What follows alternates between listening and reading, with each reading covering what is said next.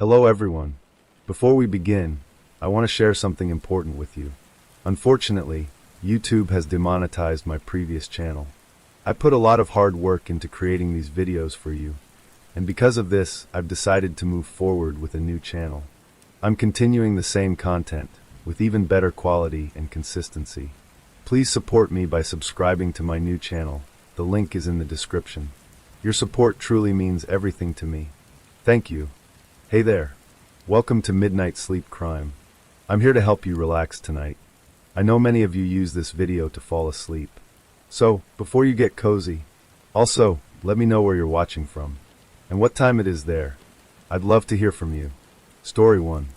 They found a locked room in the police station, and inside was evidence from crimes that haven't happened yet ***. The screaming started at exactly 3:17 a.m.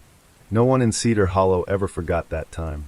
Not because it was loud, but because it was recorded inside a police station interrogation room that had been locked for 23 years. Officer Daniel Klein was the one who heard it first. He was halfway through his overnight paperwork when the sound came through the station's old security speakers. A distorted, panicked scream, followed by the sound of metal scraping across tile. Daniel froze, his pen hovering over an arrest report that suddenly felt meaningless. He turned slowly toward the hallway monitor mounted above the dispatch desk. The hallway outside interrogation room 3 flickered into view. The door was open. Daniel frowned. That wasn't possible. Room 3 had been sealed shut since 2003, after what the department referred to only as the Ashcroft incident. New officers were told not to ask questions. Veterans avoided the topic entirely. The room had been locked, boarded internally, and disconnected from the building's active use. And yet, the security feed clearly showed the door standing halfway open, darkness pooling inside like liquid shadow. Daniel pushed back his chair. "Dispatch, did someone authorize entry to room 3? He asked, trying to keep his voice steady. Static crackled across the radio. "No one's in that wing," came the reply. "Maintenance doesn't even have access." Daniel swallowed. The scream echoed again through the speakers, closer this time. More desperate. It sounded like someone clawing at a metal surface while begging for help. His stomach twisted. Training said wait for backup. Instinct said someone was dying. Daniel grabbed his flashlight and sidearm and stepped into the hallway. The Cedar Hollow police station was older than most buildings in town. Built in 1956, it had narrow corridors, flickering fluorescent lights, and ventilation ducts that hummed like distant whispers. Daniel had worked here for 6 months, just long enough to notice the way certain officers avoided walking near the east wing after midnight. Tonight, the hallway leading to interrogation room 3 felt colder than the rest of the station. His breath fogged slightly as he approached, boots echoing softly across the tile. The door creaked open wider as he stepped closer. Daniel raised his flashlight. The beam cut through darkness and landed on the interrogation table. Someone was sitting there. A man, head lowered, hands cuffed to the table ring, shoulders trembling. Daniel's pulse hammered. "Sir," he called cautiously. "This is Officer Klein. Are you injured?" The man didn't respond. Instead, Daniel noticed something strange. The cuffs weren't department issued. They were older, thick steel, scratched and rusted along the edges. The type used decades ago before modern restraint standards. Daniel stepped inside. The air smelled wrong. Damp. Metallic. Like wet concrete mixed with something faintly rotten. The man slowly raised his head. Daniel froze. The prisoner's face was bruised, lips split, eyes bloodshot from crying. But what made Daniel's breath catch was the tape across the man's mouth, and the words written on it. "It's not done yet." Daniel rushed forward and ripped the tape off. The man gasped violently, sucking in air like he had been drowning. "You have to get me out," he whispered hoarsely. "Please, before it starts again." Daniel immediately reached for the cuffs. "Who did this to you? How did you get in here?" The man's eyes widened in terror. "You did." Daniel blinked. "What?" "You arrested me," the man said, voice shaking. "You brought me here 3 nights from now." Daniel's stomach dropped. "That's impossible." The man leaned forward as far as the cuffs allowed. "You think this is happening now," he whispered. "It already happened for me." Daniel stepped back, heart pounding. "What's your name?" "Thomas Weller." Daniel's mind raced. The name sounded vaguely familiar. He couldn't place it. Why would I arrest you? Daniel asked. Thomas stared at him, tears forming. For murder. Daniel's jaw tightened. Who was murdered? Thomas hesitated, then whispered something that made Daniel's blood run cold. You. The station lights flickered violently. The overhead bulb above the interrogation table popped, sending sparks raining down. The room plunged into dim emergency lighting. Daniel's instincts screamed at him to call for backup, but his radio had gone dead, emitting nothing but static. Thomas began shaking. It's coming, he whispered. This is when it started last time. What is? Daniel demanded. Thomas's eyes darted toward the observation mirror. Daniel turned slowly. The glass was cracked. Not shattered. Cracked from the inside. A thin fracture spread across the surface like a spiderweb, pulsing as if something behind it was pressing outward. Daniel drew his weapon. Who's back there? He shouted. Silence. Then, a slow, deliberate knock from inside the observation room. 3 taps. Daniel moved toward the mirror cautiously, flashlight beam trembling slightly in his grip. Police, he called. Identify yourself. Another 3 taps. Then a voice. Low. Distorted. Mechanical, like someone speaking through water. Officer Klein. Daniel froze. How do you know my name? The voice didn't answer immediately. Instead, something pressed against the cracked glass from the other side. A silhouette. Human-shaped, but too tall, and standing completely still. You opened the door too early, the voice said calmly. Now the timeline is broken. Daniel's throat went dry. What timeline? Behind him, Thomas began sobbing. You weren't supposed to find me yet, the voice continued. Now it's going to accelerate. The cracks across the mirror deepened. Daniel aimed his weapon directly at the silhouette. Step forward and identify yourself, or I'm breaching this room. The figure didn't move. Instead, it slowly raised one hand and pressed it flat against the glass. The skin looked wrong. Pale. Almost gray. Covered in what looked like faint surgical markings, or symbols carved into flesh. Thomas screamed behind him. That's him. That's the watchman. Daniel spun around. What watchman? The one who records the endings, Thomas cried. He's been documenting every death in Cedar Hollow since 1981. Daniel stared at him. That makes no sense. It will, Thomas whispered. When you see the files. Daniel frowned. What files? Thomas slowly nodded toward the far corner of the interrogation room. Daniel turned and saw something that absolutely should not have been there. A metal filing cabinet. Ancient. Rusted. Locked with a heavy chain. Daniel walked toward it slowly. Every step felt heavier than the last. A label was bolted to the front drawer. Black letters scratched into metal. Cedar Hollow, cases, unsolved/unhappened. Daniel's hands trembled as he touched the chain. What does that mean? He asked quietly. Thomas swallowed hard. It means every crime that's about to happen is already documented inside. Daniel stared at him. You're lying. I wish I was. The glass behind Daniel exploded. Not outward. Inward. Shards rained across the floor as the silhouette stepped through the observation room doorway. Now somehow standing inside the interrogation wing despite the locked entrance.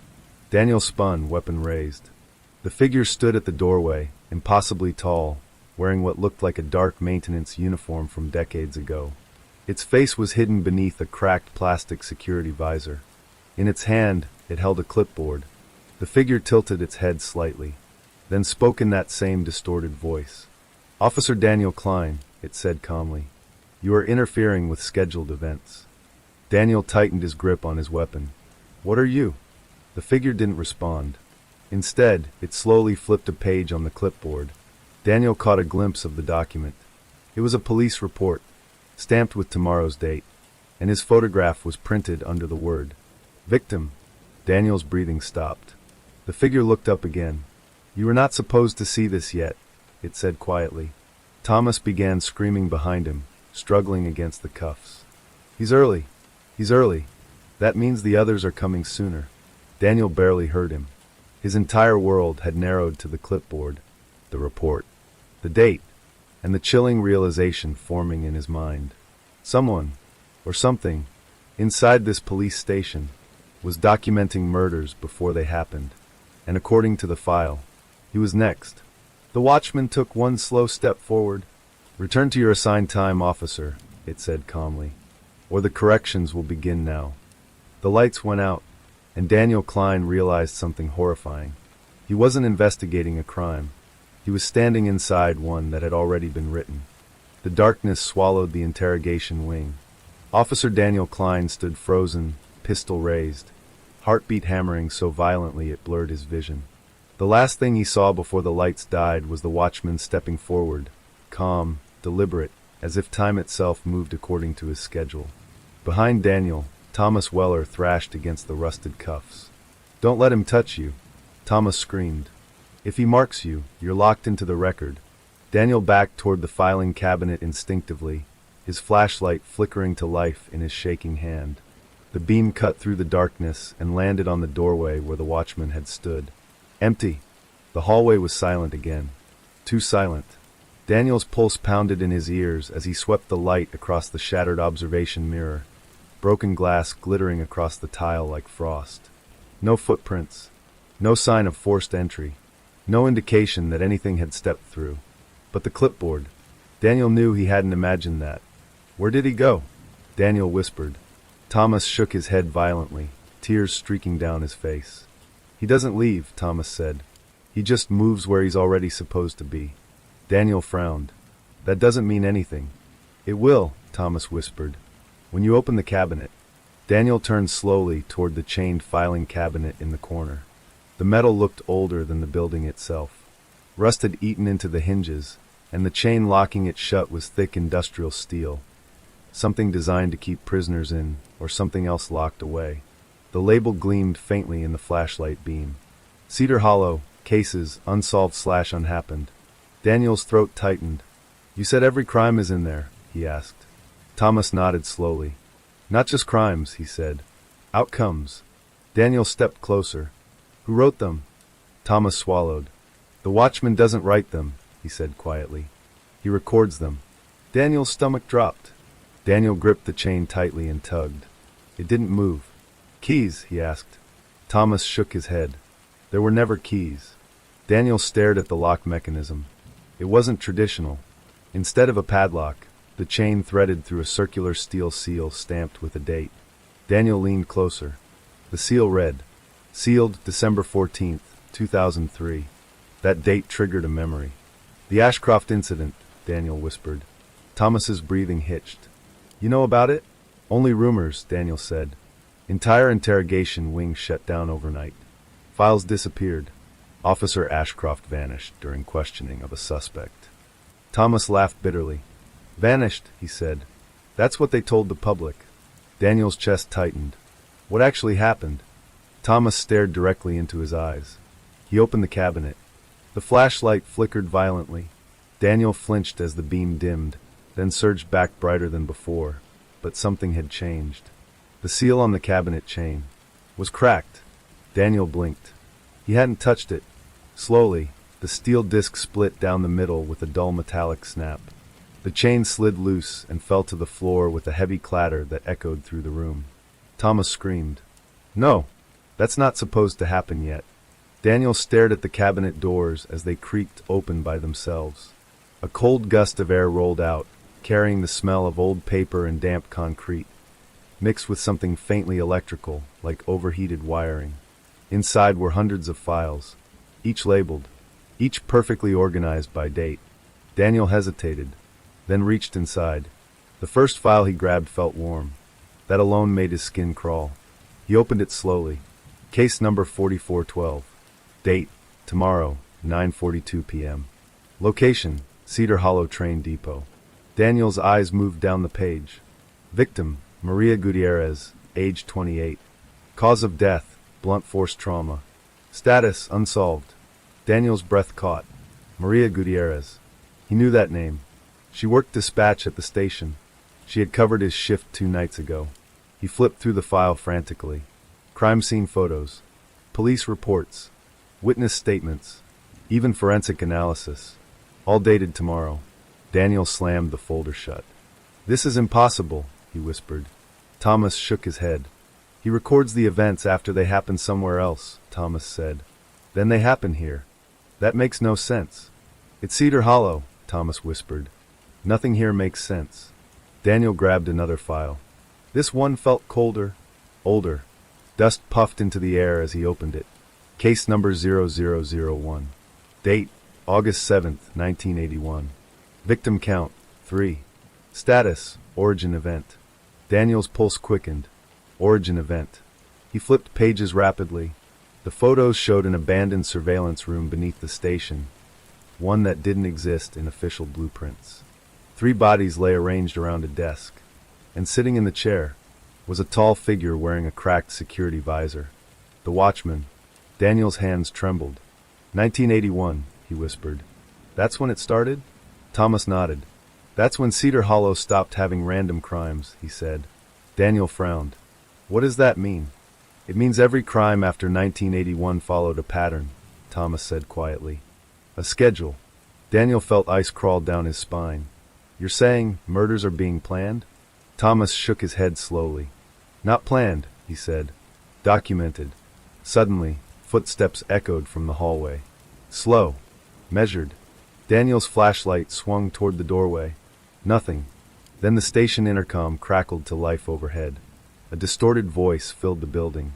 All officers returned to assigned time blocks. Daniel froze. What did that mean? Thomas's face drained of color. It means you've already changed something, he whispered. Daniel turned back to the cabinet. Several files were glowing faintly now. He pulled one out at random. The label made his stomach twist. Case number 9921. Date, November 16th, 2066. Daniel blinked. 40 years from now. He opened the file slowly, and immediately dropped it. Photos scattered across the floor. Crime scene tape surrounded a destroyed police station. Cedar Hollow reduced to burned ruins. Bodies covered in white sheets lined the parking lot. Daniel's eyes locked onto the suspect identification page. He felt the world tilt sideways. Primary suspect, Daniel Klein. Daniel staggered backward. That's not possible. Thomas stared at the photos. That means you survived the corrections, he whispered. What corrections? Thomas looked at him with hollow eyes. The watchman fixes broken timelines, he said. And when someone sees the records too early, he rewrites the ending. The hallway lights flickered back on suddenly. Daniel spun toward the door. The watchman stood there again. Closer this time. His clipboard was gone. Instead, he held a stamp. Heavy metal. Industrial. The word engraved across its base made Daniel's blood freeze. Confirmed. The watchman tilted his head slowly. You accessed restricted chronology, the distorted voice said calmly. Daniel raised his weapon. Stay back. The figure didn't react. Instead, he lifted the stamp slightly. Correction procedures must begin, he said. Thomas screamed. He's going to lock the events. Daniel grabbed the future file from the floor, shaking violently. You're wrong. Daniel shouted at the watchman. If I know what happens, I can stop it. The watchman's visor tilted slightly. You cannot stop documentation, he said calmly. You can only fulfill it. The lights flickered again. Suddenly, every file inside the cabinet burst open simultaneously, papers exploding into the air like a storm of future tragedies. Daniel ducked as photos, reports, and crime scene sketches swirled around him. Each page carried names, dates, deaths that hadn't happened yet. The watchman stepped forward through the chaos. You open the archive, he said quietly. Now the archive opens you. The stamp slammed down onto the interrogation table with a deafening metallic crack. The entire station trembled. Daniel felt something shift inside his mind, flashes of memories that weren't his. Crime scenes, sirens, blood-stained hallways, and one image that lingered longer than the rest. Himself, standing inside the ruins of Cedar Hollow Police Station, surrounded by bodies. The watchman extended one hand toward him. Return to assigned sequence, he commanded. Daniel's legs trembled. He didn't know why, but part of him wanted to obey. Behind him, Thomas screamed again. Don't listen. That's how he traps you into the timeline. Daniel clenched his fists. I'm not part of your record, Daniel said through gritted teeth. The watchman paused. For the first time, the figure seemed uncertain. That statement contradicts archived outcomes, he said slowly. Daniel stepped forward. Then maybe your archive is wrong. Silence filled the room. The watchman's visor cracked slightly, spreading a thin fracture across the plastic surface. Thomas gasped. You damaged him. The watchman took one slow step backward. Chronology instability detected, he said. Then the lights exploded again.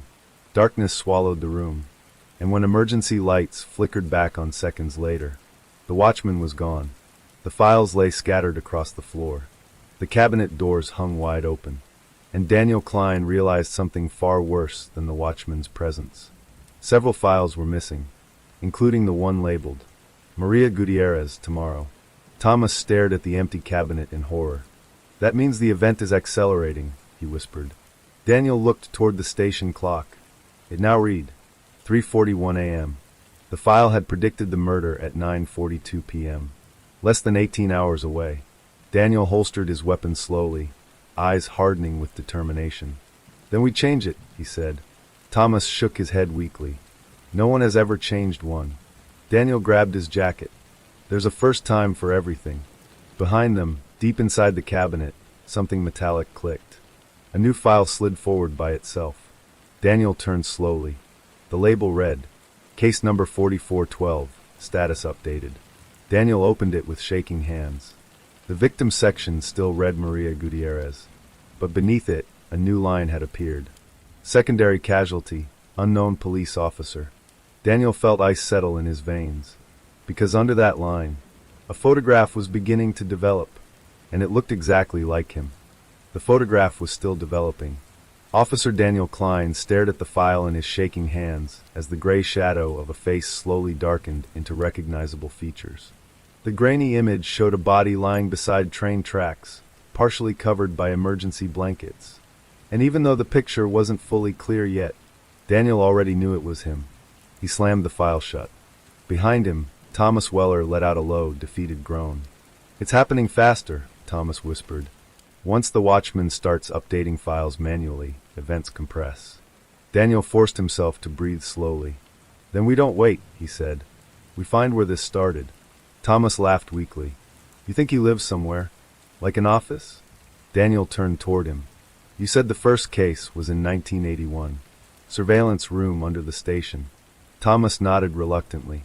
Daniel grabbed the origin file from the scattered papers across the floor and flipped through it again. The photos showed blueprints partially burned and stamped restricted access. But Daniel noticed something new. There were stairs in the photos. Concrete stairs leading downward from a hallway that didn't exist anymore. Where is this? Daniel demanded. Thomas swallowed. They sealed it after Ashcroft. Daniel's jaw tightened. Then we unseal it. The eastern wing of Cedar Hollow Police Station was officially abandoned. Yellow hazard tape blocked the corridor leading toward the sealed interrogation rooms, but Daniel tore through it without hesitation. The air grew colder the deeper they walked. Thomas shuffled behind him, still cuffed. Daniel had unlocked him, but the man refused to leave the station. He won't let me go anyway, Thomas had said quietly. The hallway lights flickered overhead, casting long, jittering shadows across peeling walls. The further they walked, the more Daniel noticed the architecture shifting. The walls looked older, concrete instead of drywall. The floor tiles changed from modern laminate to cracked black and white checkerboard patterns. Daniel stopped suddenly. This part of the station wasn't renovated with the rest, was it? Thomas shook his head slowly. They didn't renovate it, he said. They buried it. At the end of the hallway stood a steel security door. The words evidence storage, decommissioned, were barely visible beneath layers of peeling paint. Daniel tried the handle. Locked. Of course. But this lock wasn't electronic. It was mechanical. Old. Thomas stepped closer, staring at the door with visible dread. This is where Ashcroft disappeared, he whispered. Daniel glanced at him. What really happened to him? Thomas hesitated, then spoke quietly. He tried to arrest the watchman. Daniel blinked. That's impossible. He thought the watchman was human, Thomas said. He followed him down here after a suspect vanished during questioning. Daniel reached into his pocket and pulled out his multi-tool. Then let's see what he found. The lock snapped after 30 seconds of prying. The door creaked open with a deep metallic groan that echoed through the hallway like something waking up after decades of sleep. A stairwell descended into darkness. Daniel shined his flashlight downward. Dust floated through the air in slow, drifting spirals. The concrete stairs were cracked, and old security cameras hung from the ceiling, their lenses shattered. Those cameras were active until 2003, Thomas whispered. After Ashcroft, they shut everything off. Daniel stepped onto the first stair.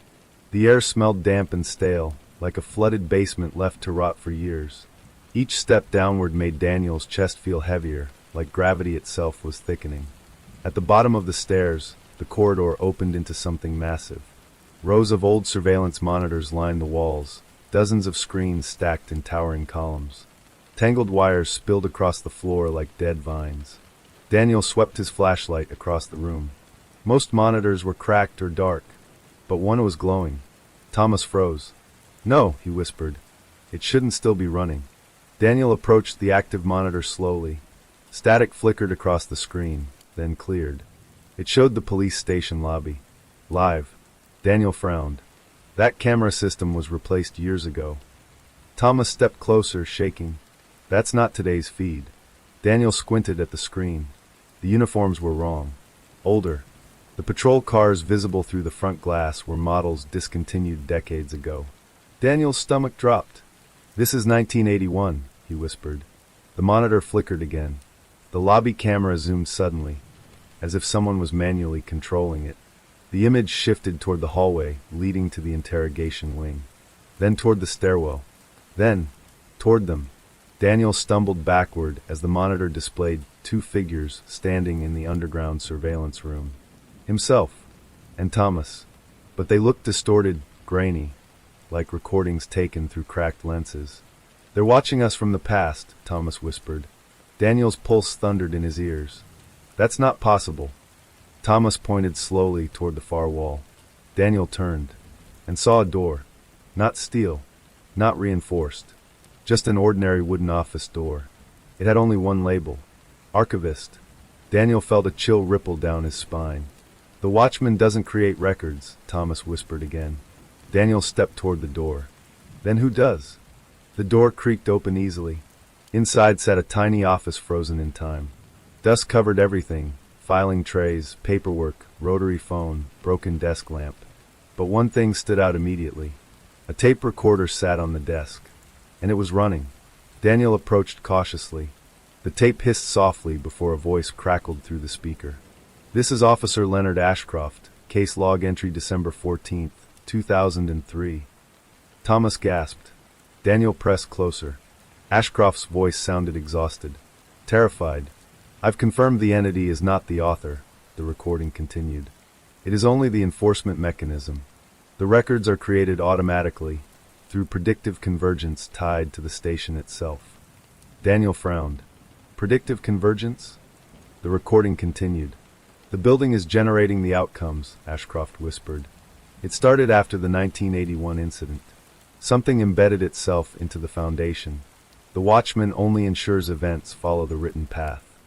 Daniel felt his stomach twist. The tape crackled louder. "I tried to destroy the archive," Ashcroft said. "But when I removed one file, it replaced itself with 10 more. Thomas covered his mouth in horror. The recording ended with heavy breathing. Then Ashcroft whispered one final sentence. "If anyone finds this, burn the foundation. That's where it lives." The tape clicked off. Daniel turned slowly toward the floor. "Foundation?" Thomas shook his head violently. "No. No one's ever reached that level." Daniel frowned. "There's another level?" Thomas pointed toward a dark hallway behind the office. "There's a maintenance tunnel, sealed with concrete after Ashcroft vanished." Daniel's mind raced. If the station itself is creating the records, then stopping the watchman won't fix anything. Thomas stared at him. "Then what will?" Daniel grabbed his flashlight tighter. "We destroy whatever's writing them." They moved down the maintenance hallway cautiously. The air grew colder with every step, their breath fogging in front of them. Halfway down the corridor, Daniel stopped. Footprints covered the dust. Fresh, large, leading deeper into the tunnel. Thomas began trembling violently.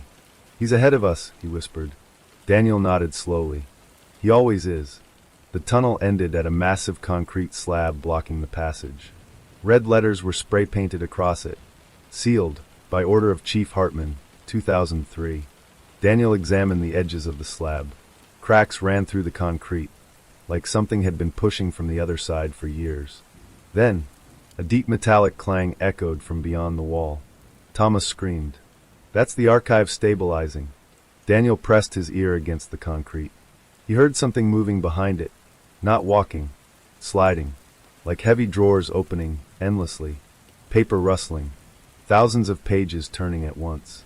And underneath it all, a low humming vibration that made Daniel's teeth ache.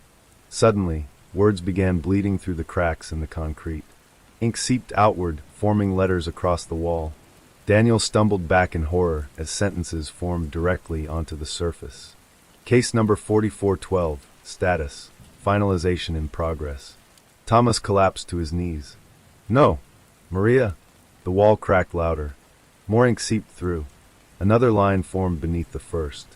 Secondary casualty confirmed. Daniel felt the floor tremble beneath his feet. Then the tunnel lights exploded in a shower of sparks. Emergency lights flickered on, and the watchman stood at the far end of the corridor, blocking their only exit. His visor was more cracked now, thin fractures spreading across the plastic like a spiderweb of stress. In his hand, the metal stamp again, but this time it was glowing faintly red. "Unauthorized excavation of chronology," the distorted voice announced calmly. Daniel stepped in front of Thomas instinctively. "You're not stopping us," Daniel said. The watchman tilted his head. "You misunderstand," he said quietly. "I am not stopping you." He raised the stamp slowly. "I am documenting you." The stamp slammed into the concrete floor. The entire tunnel shook violently as new words carved themselves across the slab wall behind Daniel. Case number 4412, final outcome approaching. The ground split slightly beneath their feet. Dust rained from the ceiling, and Daniel realized something horrifying. The station wasn't just predicting crimes. It was rewriting reality to match them. The watchman took one slow step closer. "Return to assigned ending," he said. Thomas sobbed behind Daniel. Once he stamps the file, the outcome becomes permanent. Daniel stared at the crumbling concrete slab, at the ink bleeding through, at the watchman approaching steadily. And for the first time, he understood the true scale of what he was fighting. Not a killer, not an entity, but a building that was writing the future. And it had already decided how this story ended. The tunnel shook violently as dust and small chunks of concrete rained from the ceiling. Officer Daniel Klein stood frozen, staring at the slab wall as ink continued bleeding through the cracks like veins forming across stone. Words carved themselves deeper, darker, more permanent. Case number 4412, final outcome approaching. Behind him, Thomas Weller sobbed quietly, clutching his head like he was trying to block out something only he could hear. The watchman stood at the end of the corridor, silent and unmoving, his cracked visor reflecting the flickering emergency lights. The glowing metal stamp in his hand hummed faintly, pulsing with a dull red glow. Daniel's instincts screamed that if the stamp touched anything again, the timeline would lock permanently. "You're not sealing anything," Daniel said, forcing steel into his voice. The watchman tilted his head slowly. "Chronology cannot remain unstable," the distorted voice replied calmly. "Correction must occur." Daniel turned toward the slab wall again. The cracks were widening. More ink seeped through, forming new lines of text. Primary event confirmed. Train depot homicide. Thomas choked back a sob. "She's already dead in their record," he whispered. "We're running out of time." Daniel's jaw tightened. "No," he said firmly. "If Ashcroft was right, the Foundation is writing this. That means if we destroy the source, the record collapses." Thomas stared at him with hollow eyes. "No one's ever reached it," he whispered. Daniel stepped toward the slab. "Then we will." He grabbed a fallen steel pipe from the floor and slammed it against the concrete. The impact echoed like a gunshot through the tunnel. Cracks spread further across the slab. Behind him, the watchman stepped forward. "One final warning," the entity said quietly. Daniel swung again. Concrete chipped loose, revealing a thin hollow behind the wall. A cold, unnatural wind rushed through the opening, carrying the smell of wet earth and something metallic, like rust and ink mixed together. Thomas screamed. "You're breaking containment." Daniel struck again, widening the hole until a large chunk of the slab collapsed inward. Darkness stretched beyond the opening, but not empty darkness. Something moved inside. Not alive, not dead, just shifting. Daniel shined his flashlight through the opening and felt his breath stop. Beyond the slab was not another room. It was a massive underground chamber carved directly into bedrock. The walls were lined with shelves stretching into the darkness, thousands of them, each holding stacks of files, folders, and loose pages arranged with terrifying precision. The air hummed with low vibration. Every few seconds, new pages slid out of narrow slits carved into the stone walls, fluttering down and organizing themselves into folders automatically. Daniel stepped inside slowly. This is impossible. Thomas followed hesitantly, trembling violently. This is where they come from, he whispered. The real archive. Daniel moved deeper into the chamber, flashlight sweeping across endless rows of documents. Dates were stamped across every folder, some labeled centuries ago, others marked decades into the future. The deeper Daniel walked, the older the files became. He stopped suddenly in front of a stone pedestal at the center of the chamber. A single file sat on top. Unlike the others, it was bound in cracked leather instead of paper. Dust coated its surface like it had been untouched for centuries. Daniel reached out slowly. The title carved into the cover made his heart stop. Cedar Hollow, founding record. Thomas gasped. That shouldn't exist, he whispered. Daniel opened the file carefully. The first page contained a hand-drawn map of the region, but it wasn't Cedar Hollow. The land was labeled something older. Blackridge Settlement, 1764. Daniel flipped the page. Sketches showed early settlers building structures along the ridge, including the original foundation of what would later become the police station. And beneath the drawings, he found something horrifying. Blueprints of an underground chamber identical to the one they were standing in. Thomas shook his head in disbelief. The town was built around the archive, he whispered. Daniel flipped another page. A handwritten journal entry stared back at him. We discovered the stone beneath the ridge hums with knowledge. It reveals outcomes before actions occur. The settlers believe it is divine providence. We believe it is something else. We will build our governance center atop it to harness its predictive power. Daniel's throat went dry. They built the station here on purpose. Thomas stared at the endless shelves around them. They built the entire town here on purpose, he said. A low rumble shook the chamber. Daniel turned. The watchman stepped through the broken slab entrance, descending slowly into the archive chamber. His presence made the shelves vibrate slightly, papers rustling like frightened birds. Archive breach confirmed, the watchman said calmly. Daniel stepped protectively in front of the founding file. You're enforcing something that shouldn't exist, he said. The watchman paused. I enforce documented chronology. Daniel held up the file. This place started as an experiment. The town trapped itself inside a predictive system. You're protecting a curse. The watchman's visor flickered faintly. Curse is a subjective designation. Thomas whispered behind him, voice trembling. He doesn't care about morality, only sequence. Daniel flipped further through the founding file desperately. Another entry caught his eye. We have begun carving conduits through the bedrock to allow the stone to document events directly. However, it has begun predicting not only crime, but tragedy. Natural disasters, deaths, accidents. The archive grows faster than we can contain. Daniel's chest tightened. Another entry followed. We attempted to seal the chamber, but the stone continued generating records through the building's foundation. The archivist claims the stone has awareness. We believe he has gone mad. Thomas whispered softly. Archivist! Daniel flipped the page again. A charcoal sketch appeared. A tall man wearing early colonial clothing stood beside the stone pedestal, holding stacks of papers. Underneath the drawing, Elias Crowther, first archivist, 1768. Daniel felt ice crawl through his veins. They assigned someone to maintain it, he whispered. Thomas shook his head slowly. Not maintain, he said. Interpret. The ground trembled again. Shelves began rattling violently.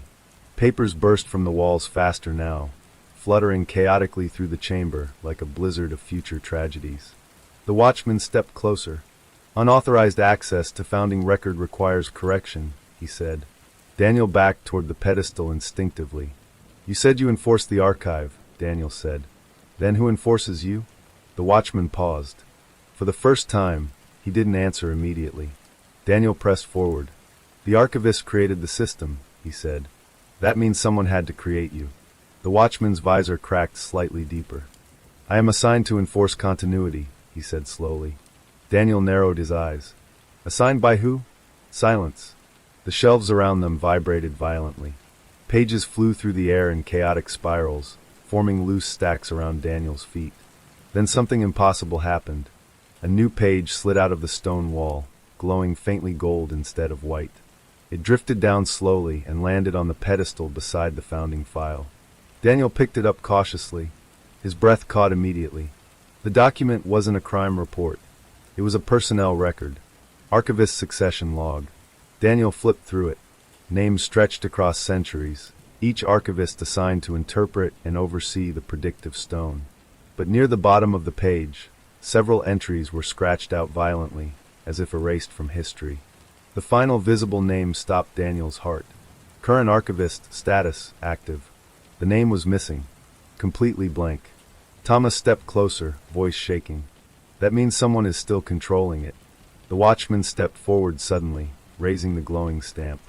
Archivist clearance is restricted, he said. Daniel backed away, gripping the succession log. If the archivist is still active, then this whole thing can be stopped. The watchman tilted his head slowly. Archivist identity classified under Foundation protocols. Daniel stared at him. You don't know who it is, do you? The watchman's visor fractured further, thin cracks spiderwebbing across the surface. Archivist identity is irrelevant to enforcement, he said. Thomas whispered behind Daniel, horrified. That means even the watchman answers to someone. Suddenly, the entire chamber shook violently. Stone cracked overhead. Shelves collapsed. Thousands of files spilled across the floor, like waves of paper drowning the chamber. Ink began bleeding from the bedrock itself, forming massive words across the chamber floor. Case number 4412. Termination sequence initiated. Thomas screamed.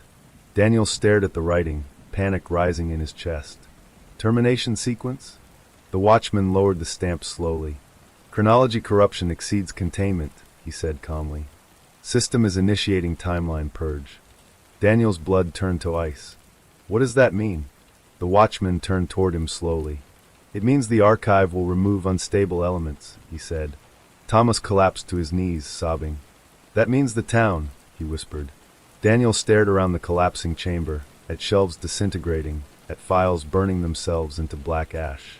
You're saying it's going to erase Cedar Hollow? The watchman's voice remained calm. Correction ensures chronological stability. Daniel clenched the succession log tightly in his hand. Then he realized something horrifying. If the archivist was still alive, they might be the only person capable of stopping the purge. And somewhere inside the station, they were still working. The emergency lights inside Blackridge Broadcast Station flickered like a dying heartbeat as Detective Elena Voss stepped deeper into the basement archives. The air smelled stale, metallic, and strangely sweet, like rotting paper mixed with antiseptic. Behind her, Officer Daniel Reeves kept his flashlight steady, though his hand trembled slightly. Neither of them spoke. The silence felt heavy, as if the building itself was listening. They had followed the hidden tunnel beneath Studio B for nearly 40 feet before it opened into a narrow corridor lined with concrete walls. The tunnel had not appeared on any architectural blueprints of the station. Not the originals from 1978. Not the renovation plans from 1996. Not even the digital floor maps from last year. And yet, it existed. Someone built this intentionally, Reeves whispered. Elena ran her fingers across the wall. The concrete was smoother here. Newer. Not just built, she said quietly. Maintained. They reached the end of the corridor. A metal door stood in front of them. No handle. No hinges visible from the outside. Only a small numeric keypad glowing faintly green. Reeves frowned. You think it's still active? Elena didn't answer immediately. She pulled out the folded page they had recovered from Martha Klein's personal locker. The one containing rows of handwritten numbers scribbled between fragments of broadcast timestamps. She stared at the final sequence. 7 to 3, 1 to 9. Her pulse quickened. "You ready?" she asked. Reeves swallowed. Not even close. She entered the numbers. For 2 seconds, nothing happened. Then, a low mechanical click echoed through the corridor. The door slid open just enough for them to see darkness inside. And something else. The faint glow of old analog equipment. The archive chamber. Their flashlights swept across the hidden room. Rows of towering metal shelves stretched across the chamber, stacked with tape reels, VHS cassettes, audio spools, and sealed storage boxes labeled with broadcast dates spanning nearly 40 years. It was an underground archive, but not one maintained by the station's official catalog. "This isn't storage," Reeves murmured. "No," Elena said slowly. "It's a record." They stepped inside. As soon as they crossed the threshold, the door slid shut behind them. Reeves spun around, grabbing the handle that wasn't there. "Elena, relax," she said, though her own heartbeat had accelerated. If someone wanted us trapped, they wouldn't have left the keypad outside. She hoped she believed that. They moved deeper into the chamber. Every shelf was organized chronologically.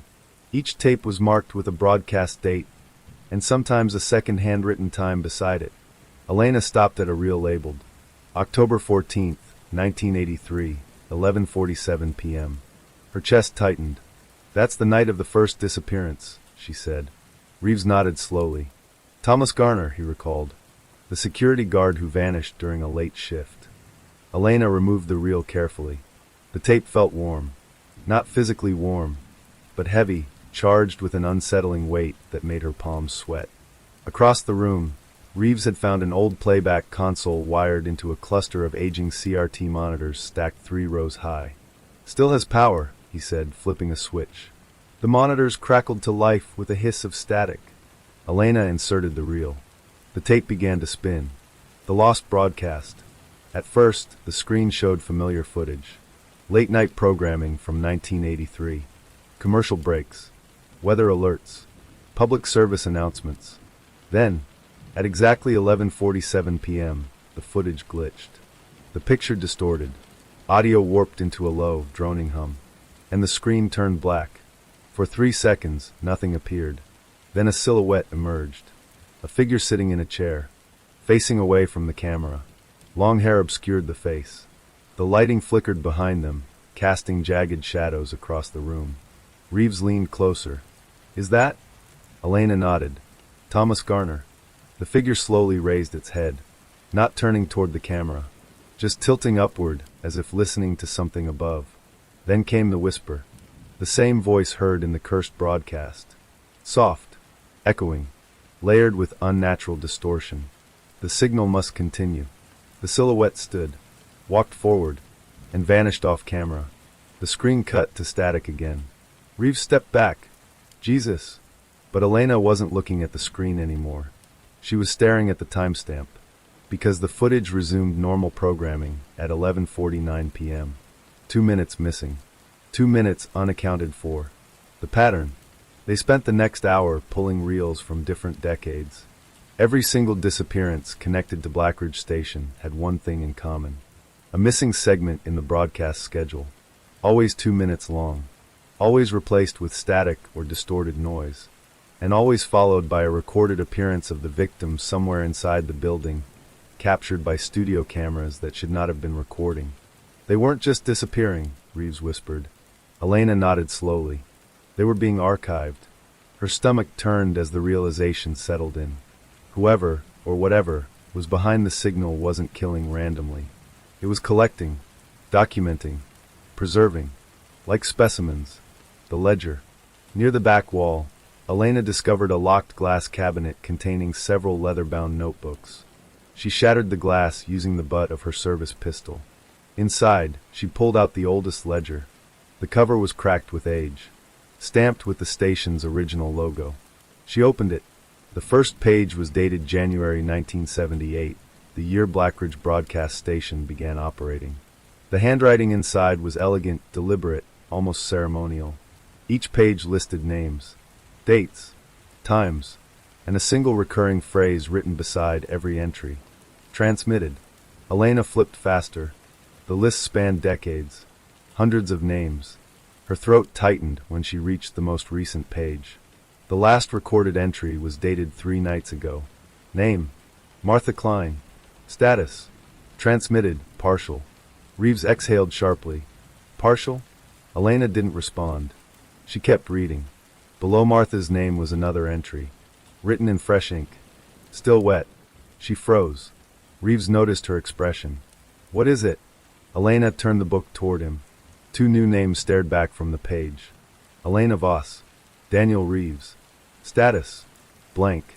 The hidden camera. The overhead lights inside the chamber suddenly flickered, then dimmed, then shifted from emergency red to a cold, sterile white.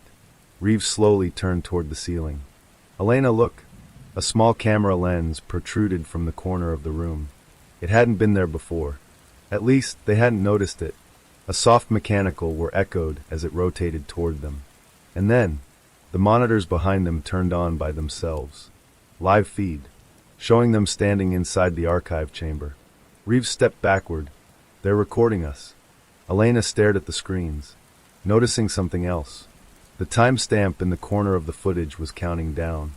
1:59, 1:58, 1:57. Her blood ran cold. 2 minutes, she whispered. Reeves followed her gaze. Is that a timer? The whisper returned through the room's overhead speakers. Louder now. Clearer. Layered with dozens of overlapping voices. The signal must continue. The voice behind the signal. The lights dimmed again. The monitors flickered violently. And then, every screen displayed the same image. A control room. Old. Dust-covered. Filled with analog broadcast equipment that predated the station's original layout. At the center of the room sat a single figure, facing directly toward the camera. For the first time, the watcher revealed its face. Or what remained of it. The skin appeared stretched unnatural, as if aged far beyond human limits. Eyes sunken yet glowing faintly with reflected studio light. Long strands of gray hair clung to hollow cheeks. It smiled, not with warmth, not with emotion, with purpose. Elena Voss, the figure said calmly. Its voice was no longer distorted. It sounded ancient, measured, and horrifyingly human. You have followed the signal farther than any investigator before you. Reeves grabbed his weapon. Who the hell are you? The figure ignored him. Its gaze remained locked on Elena. I am the custodian of transmission, it said softly. The first voice that Blackridge ever carried, and the last voice it will ever silence. Elena forced herself to speak. You're responsible for the disappearances. The custodian tilted its head. Not disappearances. It gestured around the room displayed on the monitors. Preservation. The origin begins to unravel. The monitors shifted again, displaying archival footage from 1977. Construction workers inside the unfinished broadcast station. They uncovered something beneath the foundation. A sealed concrete vault. Inside it, old recording equipment, predating modern broadcasting technology. Reeves frowned. That station wasn't built there by accident, he murmured. The custodian continued speaking through the speakers. Blackridge was built atop a forgotten relay system, one designed to capture voices not meant to be heard by the living. Elena felt her breath catch. You turned it into a trap. No, the custodian said calmly. It was always a trap. I merely learned how to control it. The timer on the monitor dropped to 0:47. The first trap. Suddenly, the chamber floor vibrated. A deep mechanical rumble echoed beneath their feet. Shelves began shifting along hidden tracks. Tape reels fell, scattering across the floor. Reeves grabbed Elena's arm. We need to get out. Now. She ran toward the door keypad. The screen flashed red. Access locked during transmission. The timer hit. 0:32. The whispering voices grew louder, layering into a deafening chorus filling the chamber. Reeves slammed his fist against the metal door. It's sealing us in. Elena scanned the room desperately. Her eyes landed on the playback console. An idea sparked. If the signal traps victims through broadcast, she said quickly, maybe we can interrupt the transmission. Reeves nodded. Tell me what to do. She pointed to the console's wiring. Pull the main audio relay when I say. He hesitated. That could fry the entire system. Exactly. The countdown. 0:18. The monitors flashed with rapid images of past victims appearing inside the station, walking toward unseen doors, vanishing into static. The custodian's voice softened. You cannot stop preservation, detective. Every voice deserves to be remembered. Elena clenched her jaw. Not like this. 009. She slammed a cassette into the playback deck, Martha Klein's final recording. Her voice filled the chamber. If you find this, don't listen to the signal. It feeds on attention. Silence is the only way to weaken it. Elena looked at Reeves. Now. He yanked the relay cables free. The collapse. Sparks erupted from the console. The monitors exploded into white noise. The whispering voices screamed, distorted, furious, collapsing into static. The chamber lights burst, plunging the room into darkness. And the door behind them slid open with a violent metallic shriek. Reeves grabbed Elena's hand. Move. They sprinted through the corridor as alarms began blaring throughout the station above them. Behind them, the archive chamber collapsed into darkness. But just before the door sealed shut, Elena heard the custodian's voice one last time. Calm. Unshaken. You have delayed transmission. Detective Voss. A pause. Then, but you have already been recorded. Marcus Hale is from Prior Story. Here it's Elena Voss, fine. The emergency sirens inside Blackridge Broadcast Station howled like wounded animals as Detective Elena Voss and Officer Daniel Reeves burst out of the hidden corridor and stumbled back into the main archive basement. Dust rained from the ceiling. Somewhere above them, heavy machinery roared to life, equipment activating that neither of them had touched. Reeves slammed the steel maintenance hatch shut behind them, twisting the wheel lock with shaking hands. Tell me that stopped it, he said, breathless. Elena didn't answer, because she knew it hadn't. The overhead speakers crackled. Static spilled into the room, followed by the faint echo of layered whispers, quieter now, but still alive. The signal must continue. Reeves slowly turned toward the stairwell leading back upstairs. Did you hear that? I did, Elena said grimly. And that means we only interrupted it, not killed it. They rushed upstairs toward Studio B, boots pounding across the concrete steps. As they reached the station's main hallway, every overhead television screen mounted along the corridor flickered on simultaneously. Reeves froze mid-step. Elena. She turned. Every screen displayed the same image. Live city traffic cameras, security cameras, apartment surveillance feeds. And then, the feeds began switching rapidly, cycling through homes across Blackridge City. Living rooms, bedrooms, hospital waiting areas, restaurants, dozens of screens, hundreds of viewers, all unknowingly broadcasting into the station system. Elena's chest tightened. It's hijacking outside signals. Reeves stared, horrified. You're saying the signal isn't trapped inside the station anymore? Elena swallowed. I'm saying, it just found a way to spread. Elena's phone vibrated violently in her pocket. She answered instantly. Voss. Captain Harold Dunn's voice exploded through the line. Where the hell are you? At Blackridge Station. Why? You need to turn on Channel 7 right now. Elena grabbed the nearest control monitor and switched to the local broadcast frequency. The screen glitched twice, then stabilized.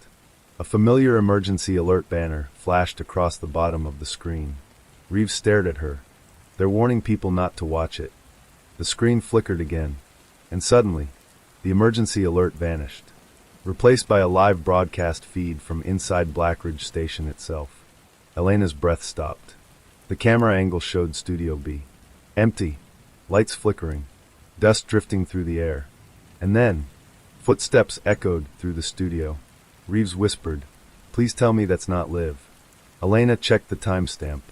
It was. The studio camera slowly panned toward the center stage. And there, standing beneath the overhead spotlight, was a man in hospital scrubs. He looked disoriented, lost. His eyes stared straight ahead, unblinking. Reeves leaned closer. I know that guy. Elena looked at him sharply. From where? Blackridge Medical Center. Missing patient. Psychiatric ward. He vanished 2 nights ago. The man opened his mouth and spoke in a monotone voice. The signal calls and I answer.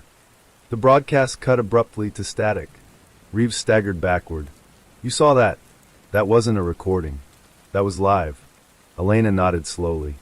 And if he's alive, then the others might be too. Elena's phone buzzed again. A text message. Unknown number. She opened it. Check internal police archive. Case file. 1978/Birex01. Reeves leaned over her shoulder. Who sent that? No idea. But they know we're investigating. They exchanged a tense glance. Without another word, Elena dialed into the department's encrypted database using her secure tablet. The archive loaded. Case file Birex01. The first disappearance tied to Blackridge Station. Thomas Garner. Security guard. But something was wrong. Large sections of the file were redacted. Internal police redactions. Not federal. Not legal. Departmental. Reeves frowned. Why would our own department seal this? Elena scrolled deeper. Then she froze. At the bottom of the file was an authorization signature. Captain Harold Dunn. The betrayal. Reeves stared at the name. You've got to be kidding me. Elena felt her pulse spike. Dunn has been head of internal investigations for 20 years, she said quietly. Reeves nodded slowly. That means every signal-related disappearance passed through him. Elena clenched her jaw, or was buried by him. Her phone rang again. This time, it was Dunn calling. They both stared at the screen. Reeves whispered, "You gonna answer that?" Elena inhaled slowly, then pressed accept. "Captain." Dunn's voice was calm. Too calm. "You and Reeves need to leave that station immediately." "Why?" she asked. "Because backup units are en route, and you're interfering with a classified containment operation." Elena's eyes narrowed. Containment or concealment? Silence hung on the line for 3 seconds. Then Dunn spoke quietly. "You don't understand what you're dealing with." "No," Elena replied coldly. "But I'm starting to understand who's been protecting it." The line went dead. Reeves' phone suddenly buzzed. He frowned. "That's weird." "What?" He held up the screen. A video file had appeared via airdrop. No sender ID. No file name. Only a timestamp. Tonight, 11:59 p.m. He opened it. The footage showed a dimly lit room. A single chair. And someone tied to it. Their face bruised. Eyes terrified. Elena leaned closer. Her stomach dropped. Martha Klein. Reeves' breathing grew heavy. "She's alive." The recording shifted. The camera zoomed toward Martha. Her voice was hoarse, barely audible. "If anyone sees this, the signal doesn't kill immediately. It stores you, keeps you alive, until the full transmission is complete." Elena whispered, "Full transmission?" Martha's eyes suddenly darted toward something off camera. Her expression filled with horror. "They're coming. The custodian doesn't work alone. There are others inside the system, watching viewers, selecting who gets archived next." The video cut. Every monitor inside the station suddenly lit up again. But this time, they weren't showing random surveillance feeds. They were showing social media live streams, news broadcasts, streaming services, video calls, anything transmitting video across Blackridge City. Reeves backed toward the wall. "It's piggybacking onto every broadcast frequency." Elena whispered, "It's turning the entire city into a receiver." The speakers crackled again. The custodian's voice echoed softly through the building. "Expansion is inevitable. Transmission evolves with technology." Elena stepped toward the nearest microphone panel. "You're losing control," she shouted. The voice chuckled. "No, Detective Voss. I am gaining reach." Reeves pulled out his tablet and opened local emergency news feeds. His face drained of color. "Elena, look at this." He handed her the screen. Reports were flooding in across the city. Viewers reporting, voices whispering through televisions. Streaming platforms crashing with static loops. Emergency services receiving calls from residents claiming their screens were showing unknown faces staring back at them. 3 new disappearances reported in the last hour. Elena's stomach twisted. "It's accelerating."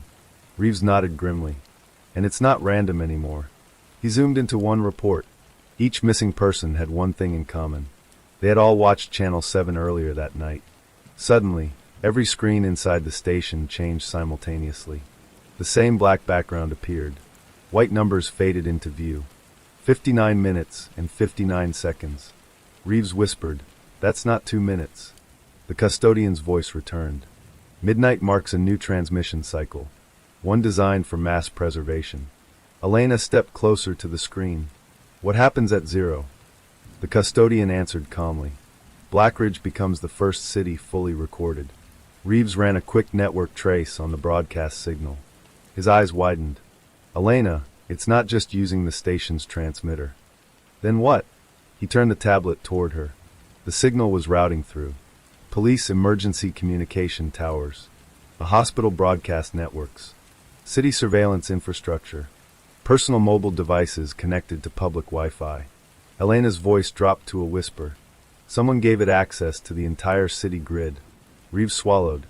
And the only person with clearance for all those systems. They both spoke at the same time. Captain Dunn.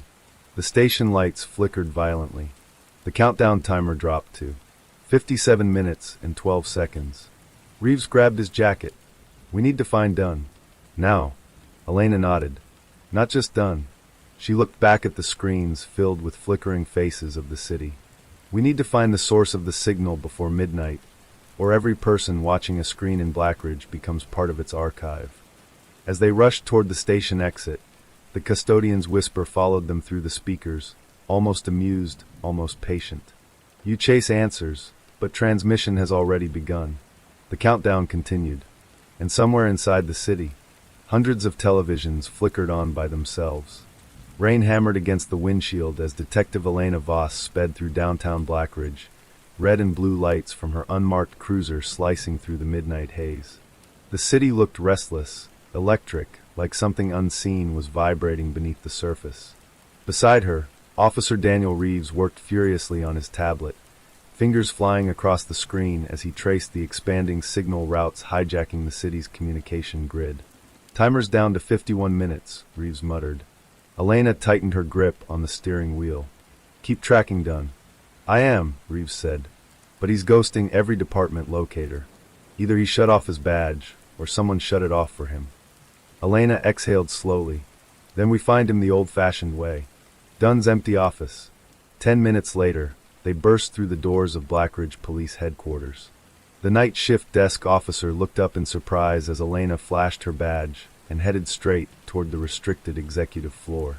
Dunn's office sat at the end of a dim hallway. The door was unlocked. That alone sent a chill down Elena's spine. She pushed it open slowly. Inside, the office was immaculate. Too immaculate. Papers neatly stacked. Desk cleared except for a single framed photograph of Dunn standing beside the original Blackridge broadcast station crew in 1978. Reeves stepped closer to the photo. Look at this. Elena leaned in. Her stomach dropped. Standing beside Dunn in the photo, wearing a technician's uniform, was a younger version of the custodian. The same hollow eyes. The same faint, unsettling smile. Dunn knew him, Reeves whispered. Not just knew, Elena said quietly. They built the station together. The hidden drawer. Elena searched Dunn's desk quickly, sliding open drawers with practiced efficiency.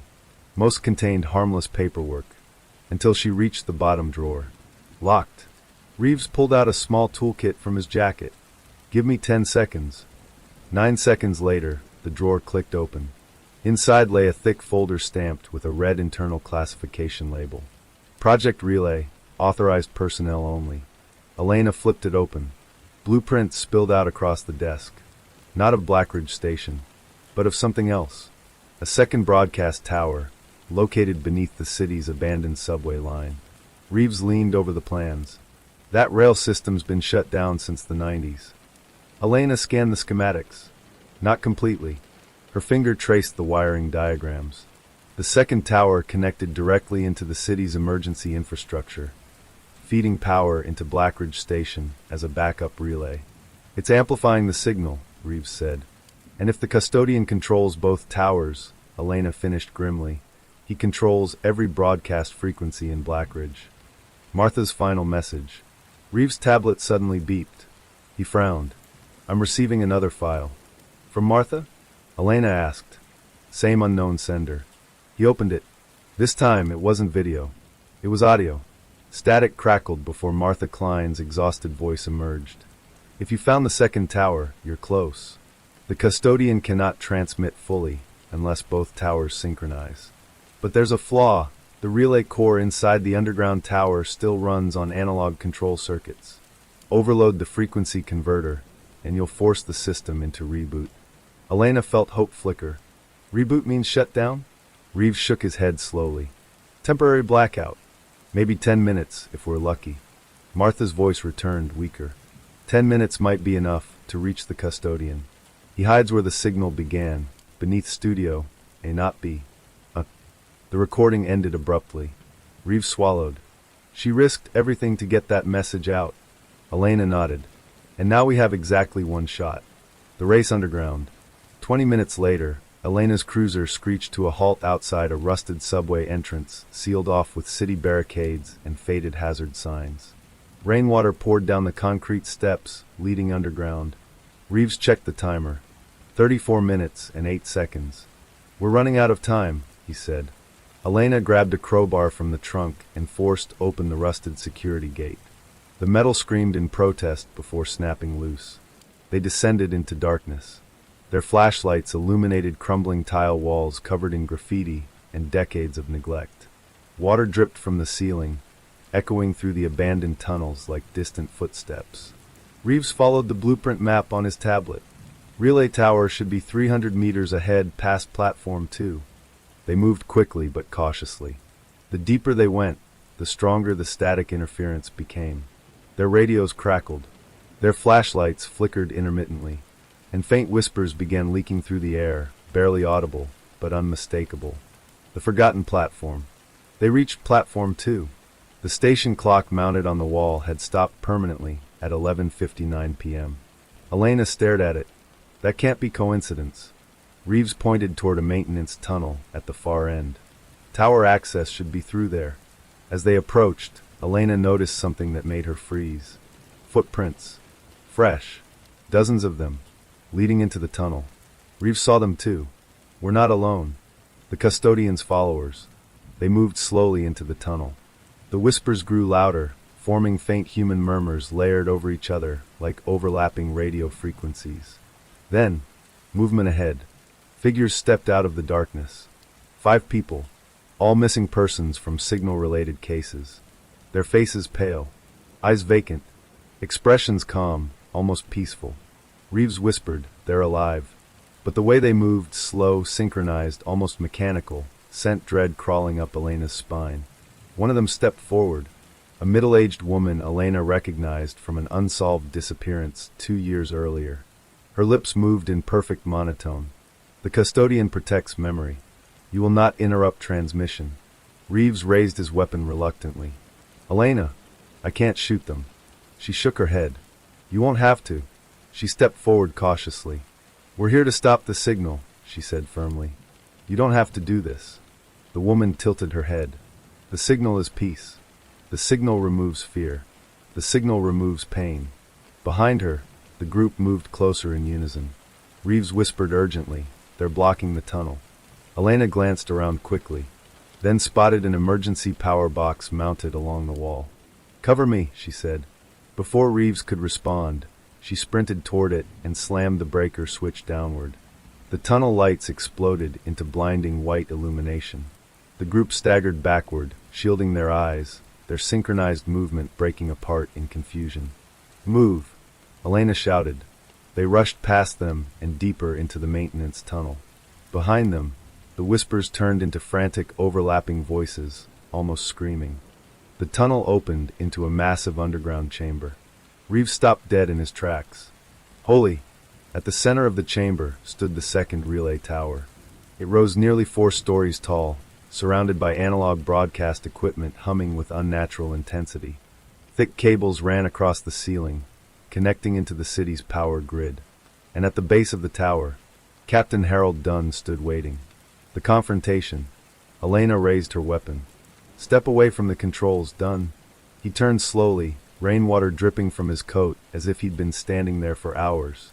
His expression wasn't panicked. It was resigned. "You shouldn't have come here, Elena." "You've been helping him," she said coldly. Dunn sighed. "I've been containing him." Reeves scoffed. "By feeding him victims?" Dunn's eyes darkened. "You don't understand what the signal is capable of. If it loses containment, it won't just archive Blackridge. it could spread worldwide. Elena stepped closer. And your solution was to sacrifice people to keep it stable. Dunn's voice cracked slightly. It demanded minimal transmissions. Small numbers controlled selection to prevent full activation. Reeves stared at him in disbelief. You made deals with it. Dunn whispered. I made bargains to save millions. The countdown nears. Reeves checked the timer. 21 minutes and 55 seconds. Elena, we're out of time. She looked back at Dunn. Step aside. Dunn shook his head slowly. If you shut down this tower, the custodian will activate emergency transmission protocols. You'll accelerate the process. Elena's voice hardened. And if we do nothing, the city dies anyway. Silence stretched between them. Finally, Dunn lowered his weapon. Then God help us all, he whispered. The overload. Reeves rushed toward the analog converter core at the tower's base, pulling open access panels and exposing tangled circuitry. Elena, I need 60 seconds to rig the overload. She nodded, standing guard as Dunn watched helplessly. Above them, the tower began vibrating as if reacting to their presence. The whispers returned, louder, angrier, echoing through the chamber. The custodian's voice erupted through overhead speakers. You fracture preservation. You risk eternal silence. Elena shouted upward. I'd rather risk silence than eternal imprisonment. Reeves yelled. 30 seconds. The tower lights surged violently. Electric arcs crackled across the cables overhead. The timer dropped to 19 minutes and 12 seconds. Reeves slammed the final switch into place. The tower screamed with overloaded feedback, lights flickering between blinding white and complete darkness. He looked at Elena. Once I trigger this, we have 10 minutes before the system reboots. Elena nodded. 10 minutes is all we need. She turned toward the exit tunnel leading back to the surface, and ultimately toward Studio A, where the custodian was waiting. Behind them, Dunn whispered one final warning. If you reach him, you won't just be fighting a man anymore. You'll be fighting the signal itself. The countdown continued. The tower trembled violently. And far above them, inside Blackridge Broadcast Station, every television screen in the city flickered simultaneously. The relay tower screamed. A deafening mechanical howl tore through the underground chamber as Reeves slammed the overload switch into position. Sparks exploded across the converter core, showering the floor in arcs of electric fire. The air filled with the acrid smell of burning insulation. The entire structure trembled violently. Reeves grabbed Elena's arm. That's it. We've got maybe 10 minutes before the system reboots. Above them, the tower lights surged wildly, flickering between blinding white and pitch darkness like a dying heartbeat. The whispers echoing through the chamber rose into a furious chorus, layered voices overlapping in panic and rage. The custodian's voice erupted through the overhead speakers, no longer calm, no longer patient. You fracture preservation. You fracture memory. You fracture eternity. Elena stepped backward toward the tunnel exit, her weapon raised toward the vibrating tower. Good, she said coldly. Let it break. Behind them, Captain Dunn leaned heavily against a control console, sweat pouring down his face as he watched the overload spread through the system. You don't understand what you've done, he whispered hoarsely. Elena didn't turn around. No, she said. I understand exactly what we're about to stop. The city goes dark. The moment they reached the subway tunnel, every light inside the chamber exploded simultaneously. Darkness swallowed them. Then, a distant ripple of electrical collapse echoed through the tunnels like rolling thunder. Reeves checked his tablet. The network map flickered. One by one, city-powered grids blinked offline. Streetlights died. Traffic signals shut down. Emergency systems failed. Blackridge City went completely dark. Reeves exhaled sharply. Blackout confirmed. That overload hit everything connected to the signal. Elena pulled out her flashlight. Then the custodian just lost his eyes. Reeves shook his head slowly. Or he just switched to listening. The silence begins.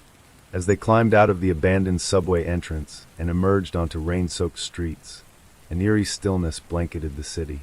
No neon lights. No television glow through apartment windows. No traffic noise. Just rain falling steadily onto empty sidewalks. Elena had worked homicide for 12 years. She had never seen a city this silent. Reeves whispered, almost afraid to break it. Feels wrong. It is wrong, Elena said quietly.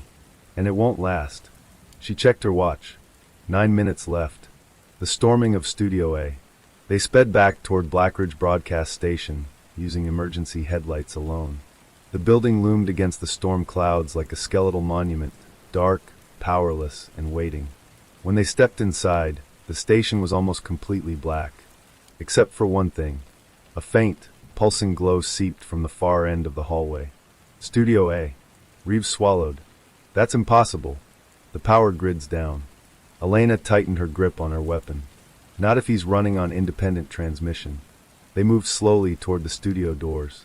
The closer they got, the louder the whispering became, softer than before, but sharper, clearer, like individual voices instead of a collective chorus. Elena recognized one. Martha Klein. Another. Thomas Garner. And dozens more layered beneath them. Reeves stopped walking. Elena, they're calling your name. She froze. Because he was right. Faint, fragile, terrified voices whispered. Elena, help us. She forced herself forward. The chamber of transmission. The doors to Studio A slid open by themselves. Inside, the entire studio had transformed. Rows of ancient analog broadcast equipment lined the walls, mixed with modern digital servers humming with unnatural harmony. Thick cables hung from the ceiling like veins feeding into a central control platform. And at the center, the custodian sat inside a ring of flickering monitors. For the first time, he looked vulnerable. Weaker, his skin pale and stretched thin over sharp bones.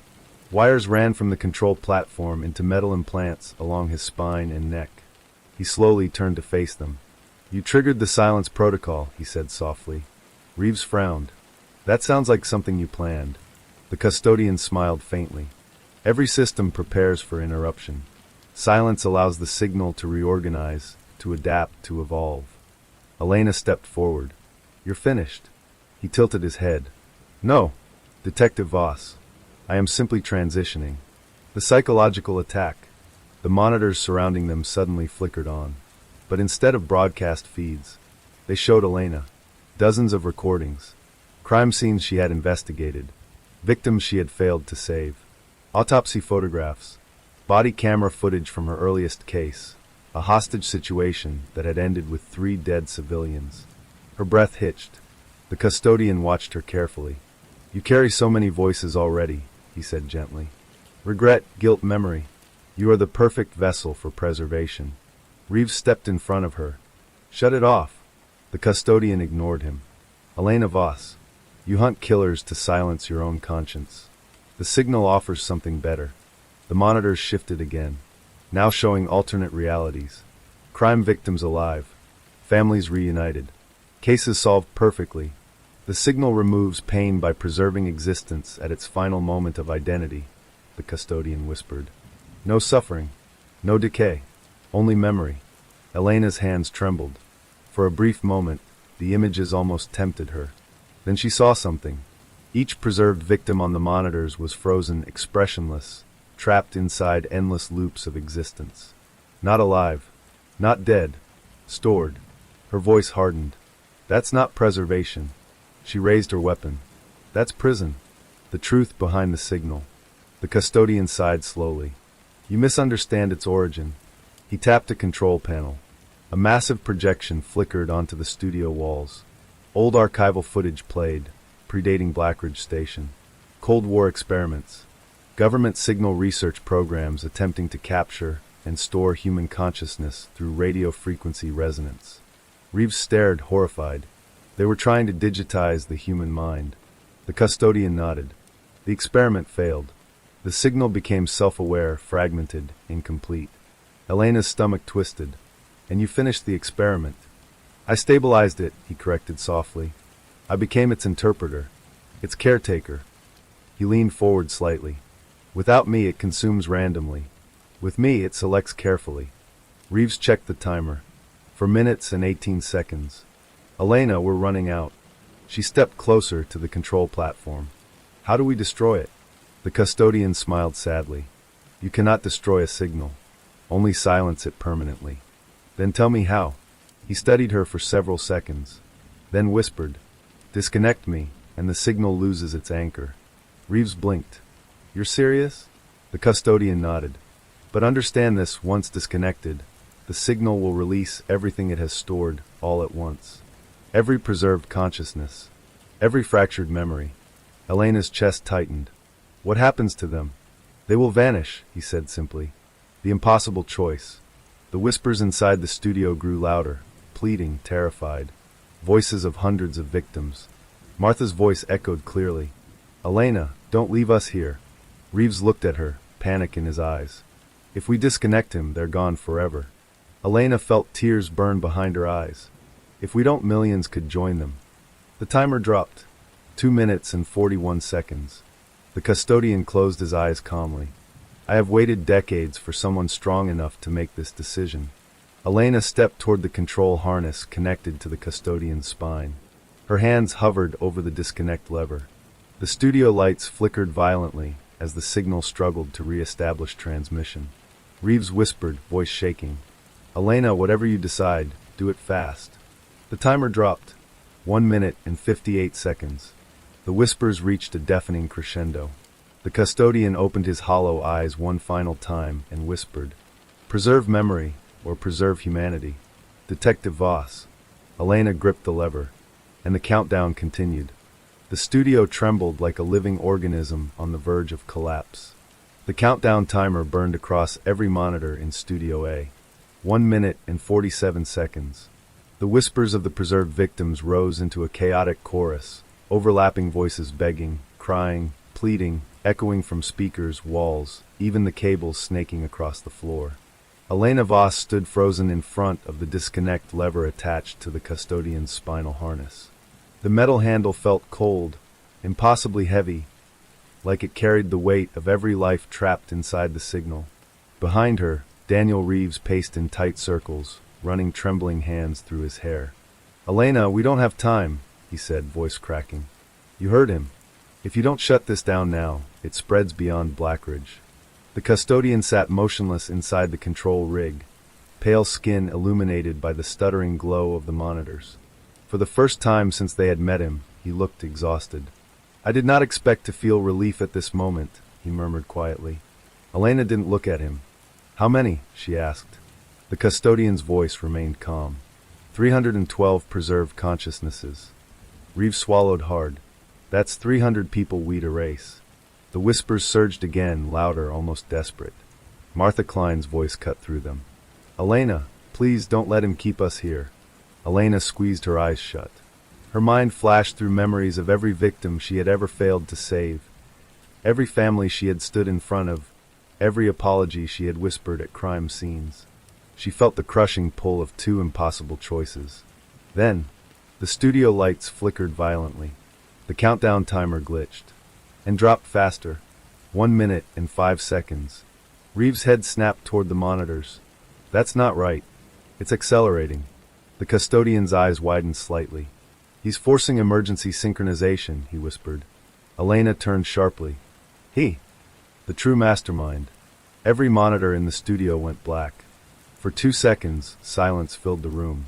Then a new image appeared across every screen simultaneously. Captain Harold Dunn, standing inside the underground relay tower. His expression was calm, calculated. Reeves stared in disbelief. Dunn, what are you doing? Dunn's voice echoed through the studio speakers. You both misunderstood the custodian's purpose. The custodian's face tightened with sudden dread.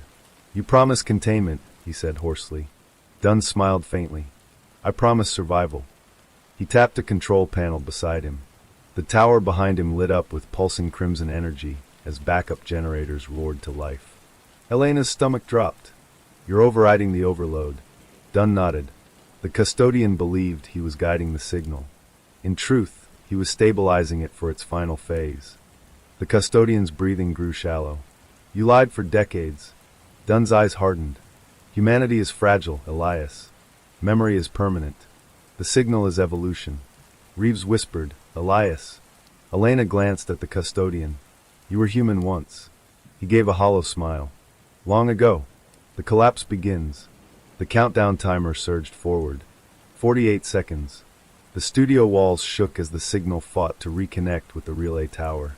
Screens flickered violently between surveillance feeds, archived victims, and live city camera footage. Outside the building, distant screams echoed through the rain as televisions and mobile screens across Blackridge reactivated simultaneously. Reeves stared at his tablet, panic flooding his face. Elena, Dunn just bypassed every blackout failsafe. The signals reconnecting to the city grid. The custodian struggled weakly against the harness cables. If synchronization completes, it will archive the entire population. Elena's pulse thundered in her ears. How do we stop Dunn? The custodian's voice trembled for the first time. You don't. He looked at her with hollow, haunted eyes. You stop me now, before he uses my interface to control it completely. Reeves' sacrifice begins. Reeves stared at the monitors showing Dunn activating the relay tower. Elena, wait. He grabbed her arm gently. There might be another way. She turned toward him. What are you talking about? He held up his tablet. If Dunn is controlling the signal through the relay tower, someone could manually reroute the broadcast source, force it to lock onto a single transmitter, and isolate it. Elena frowned. That would trap the signal in one place. Reeves nodded slowly. The relay tower.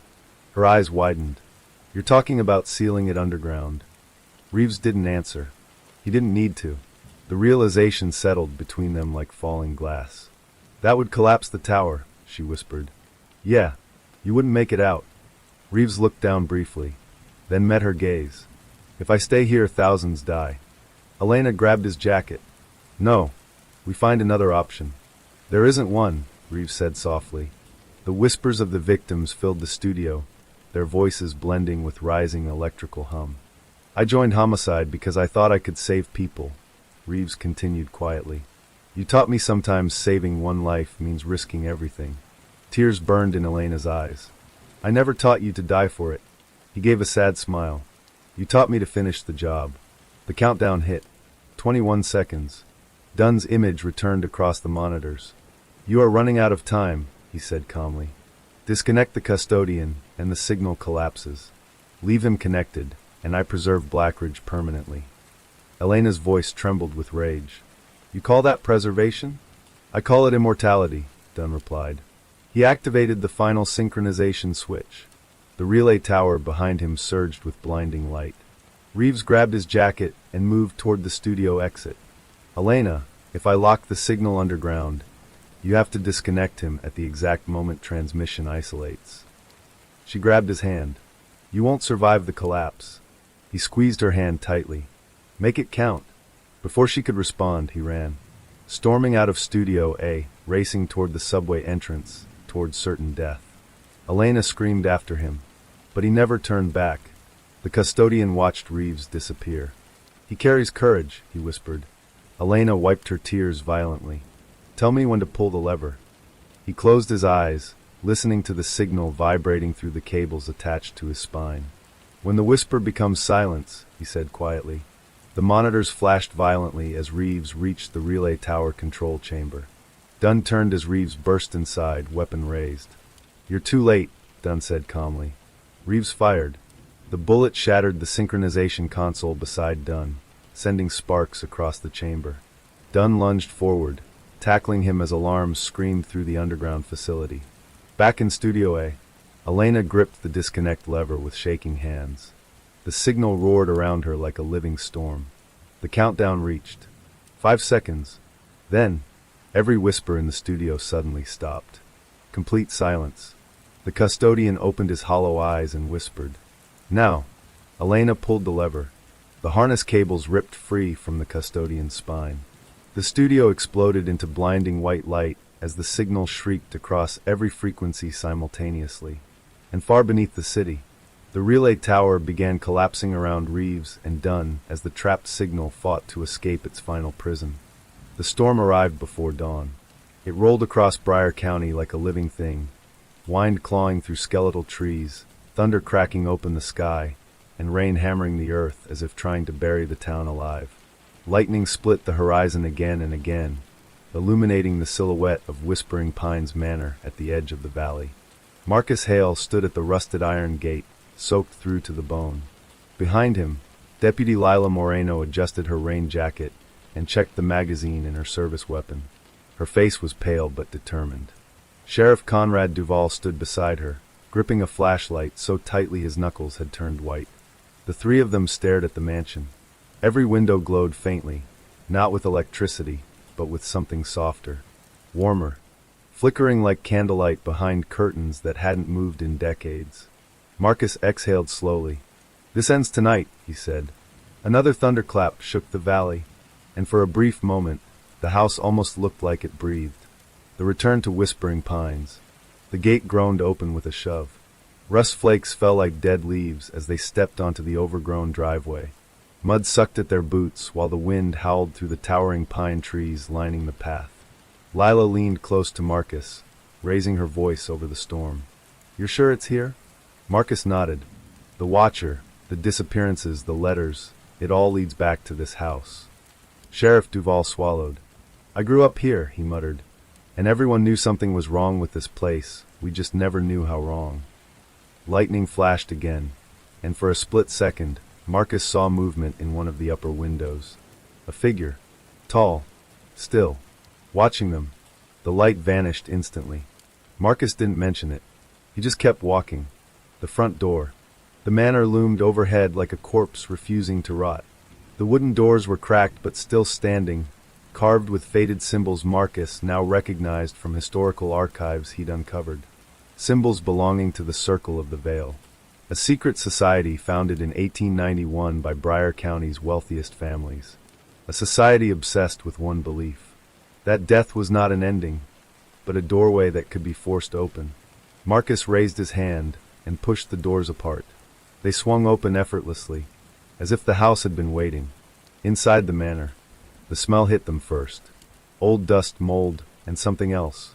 Something metallic and sour, like dried blood buried deep within the walls. Their flashlights cut through the darkness as they stepped into the grand foyer. Torn velvet curtains hung from collapsed balcony rails. Chandeliers swayed gently overhead despite the still air. Then, a whisper echoed through the hallway. Not words, just breath. Lila spun around. "You heard that too, right?" Marcus nodded. Sheriff Duval crossed himself quietly. The portraits. The walls were lined with massive oil paintings. Portraits of Bryan County's founding families. Marcus moved closer, shining his flashlight across each face, and froze. Every portrait had been altered. Eyes scratched out. Mouths painted over with thick black strokes. Except one. At the far end of the hall, untouched, hung a portrait of a woman in a black mourning dress. Her pale face stared directly outward, her dark eyes impossibly detailed. Marcus stepped closer. The plaque beneath it read, "Eliza Merrow, founder of the Circle of the Veil. Died 1902. Sheriff Duval inhaled sharply. "My grandmother used to talk about her," he whispered. "Said she built this house after her daughter died from fever. She went mad trying to bring her back." Marcus's pulse quickened. "Not mad," he said quietly. "Desperate. The hidden staircase." Marcus moved toward the fireplace, remembering the blueprint fragments he'd found in the county archives. He ran his fingers along the carved stone mantel until he felt it. A hidden latch. He pulled. The fireplace shifted open with a grinding rumble, revealing a spiral staircase descending into darkness. Cold air rushed upward, carrying the unmistakable smell of rot. Lila stepped back. "Oh God!" Marcus turned on his secondary flashlight. "This is where they performed the rituals," he said. "This is where the disappearances ended." Sheriff Duval hesitated. "You think someone's still down there?" Marcus met his gaze. "I think someone never left." The descent. The staircase seemed endless. Each step groaned under their weight as the storm raged overhead. The further they descended, the colder the air became, until their breath fogged visibly in front of them. Then they reached the bottom. A massive underground chamber stretched before them, lit by hundreds of melted candle stubs arranged in intricate circular patterns on the floor. In the center stood a stone altar, and behind it, a figure, the caretaker. The man stepped forward slowly, emerging into their flashlight beams. He was impossibly thin, his skin gray and stretched tight across his skull. His hair hung in greasy strands, and his eyes looked hollow, as if they had been scooped out and replaced with black glass. He wore an ancient caretaker's uniform, its fabric rotted and torn, but still clinging to his skeletal frame.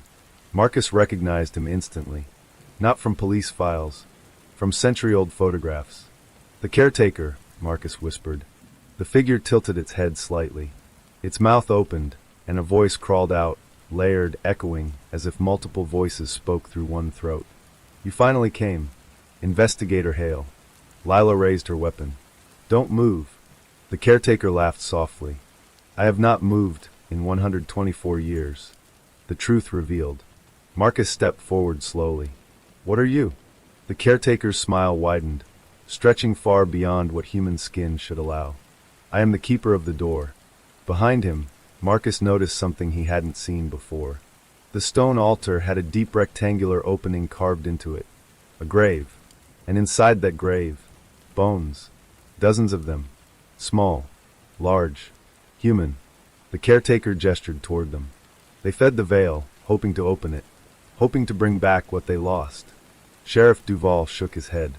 "The missing people, all these years. They were offerings," the caretaker said calmly. Marcus clenched his jaw. "And the Watcher?" The caretaker's hollow eyes gleamed. "You misunderstand. The Watcher is not a person. It is what answers when the veil is opened." The chamber trembled as thunder roared overhead. The candle flames flickered violently. The caretaker raised a skeletal hand toward the altar. "You see, Eliza Marrow succeeded. For one moment in 1902, she opened the veil. And something came through. The temperature dropped instantly. Marcus's flashlight flickered. Behind the altar, the air itself seemed to ripple, like water disturbed by an unseen current. Lila whispered, barely audible, "What is that?" The ripple darkened, stretching into a vertical tear in space. Within it, Marcus glimpsed shapes moving in impossible angles, figures bending and unfolding like broken reflections. Whispers flooded the chamber. Hundreds of voices overlapping, crying, begging, laughing. The caretaker stepped toward the altar. "It has grown hungry again," he said softly, "and it requires one final offering to fully cross." Marcus stepped forward. "No!" The caretaker's head snapped toward him unnaturally fast. "You cannot stop what has already begun." Marcus pulled a small satchel from his coat, filled with documents, ritual diagrams, and the one item he'd spent weeks tracking down. Eliza Marrow's original journal. He held it up. "This ritual was flawed," Marcus said. "You didn't open a doorway. You tore a wound. And wounds can be closed." The caretaker screamed, a sound that shattered several candle glasses around the chamber. "You know nothing." Marcus flipped open the journal and began reading aloud the counter-ritual he'd pieced together from Eliza's own failed notes. The air roared violently as the veil pulsed, expanding and contracting like a dying heartbeat. Lila and Sheriff Duval scrambled to knock over candle circles, disrupting the ritual pattern etched into the stone floor. The chamber began collapsing around them. The confrontation. The caretaker lunged forward with terrifying speed. Marcus barely dodged as skeletal fingers sliced through his coat sleeve. Lila fired 2 shots. The bullets passed straight through the figure, but each impact caused the veil behind him to flicker violently. Marcus realized instantly. "He's bound to it," he shouted. "Shoot the altar." Lila pivoted and fired into the stone grave. The chamber erupted with a deafening howl. The veil began shrinking, pulling inward as if gravity itself had reversed. The caretaker staggered backward, screaming as cracks spread across his body like shattered porcelain. "You cannot close what was promised," he shrieked. Marcus stepped forward and slammed the journal onto the altar. "I'm not closing it," he said. "I'm ending it." He struck a match and dropped it onto the ancient pages. The journal ignited instantly. The collapse. The veil imploded. A shockwave blasted through the chamber, extinguishing every candle and throwing Marcus against the stone wall. The caretaker let out one final, ear-splitting scream before his body disintegrated into black dust that spiraled into the collapsing tier. Then, silence. The veil vanished. The altar cracked in half, splitting the chamber floor open as the ceiling began collapsing. Sheriff Duval grabbed Marcus by the arm. "We have to go." They raced up the spiral staircase as stone crumbled beneath their feet. The roar of the collapsing underground chamber echoed behind them like an avalanche. They burst through the fireplace passage just as the entire lower level caved in. The manor shook violently. Windows exploded outward. The roof began to collapse. They ran into the storm seconds before Whispering Pines Manor folded inward on itself, sinking into the earth like it had never existed. Dawn over Briar County. By sunrise, the storm had passed. Smoke rose from the massive sinkhole where the mansion once stood. Emergency crews surrounded the area as Marcus sat on the hood of an ambulance, his arm bandaged. Lila stood beside him, staring at the smoldering ruins. "You think it's over?" she asked quietly. Marcus watched the rising sun cut through the morning fog. "Yeah," he said. "For the first time, I think it really is." Sheriff Duval approached, holding a small evidence bag. Inside it lay a rusted iron key, recovered from the rubble. "No idea what it opens," Duval said. Marcus studied it for a long moment, then slipped it back into the bag. "Let's hope," he said softly. "We never find out." Epilogue. 3 months later. Marcus sat alone in his office, typing the final report on the Briar County disappearances. The official conclusion would blame structural collapse, criminal conspiracy, and historical ritual practices. Nothing supernatural, nothing unexplainable. He saved the document and leaned back in his chair. Then his computer screen flickered. For just a fraction of a second, a reflection appeared in the dark glass of his monitor. A tall silhouette standing behind him. Marcus slowly turned. The office was empty. When he looked back at the screen, a single line of text had appeared beneath his report. "The door is never truly closed." Marcus stared at it, his expression unreadable. Then, without hesitation, he deleted the line and shut off the computer. Outside, the wind rustled softly through the trees, almost like whispering,